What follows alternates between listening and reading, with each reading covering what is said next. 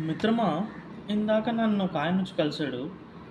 ఆయనకి నేను ఒక విషయం చెప్తే, "ఇది అవ్వదండి, ఇది కుదరదు, ఇది జరగదు, ఇది ఇంపాసిబుల్" అన్న వర్డ్స్ యూజ్ చేశాడు. నాకెందుకో ఆయన అలా మాట్లాడగానే ఒక విషయం గుర్తొచ్చింది. ఇదే జరగదు, కుదరదు, ఇట్స్ ఇంపాసిబుల్ అని అనుకుంటే, మన శ్రీరామచంద్రుడు వానరులతో కలిసి సముద్రం దాటి సీతమ్మ తల్లిని రావణాసురుడి నుంచి చెర విడిపించుకొని వెనక్కి తీసుకొచ్చేవాడా? అదే మన గురు గోవింద్ గారు ఒక్క మనిషిని 1,25,000 మందితో ఎదురుపడేలా మాట్లాడగలిగేవారా? అండ్ మన మహారాణా ప్రతాప్ గారు ఒంటరిగా మొఘల్స్‌తో యుద్ధాన్ని చేసేవారా? ఇలా కుదరదు, ఇంపాసిబుల్ అనుకుంటే?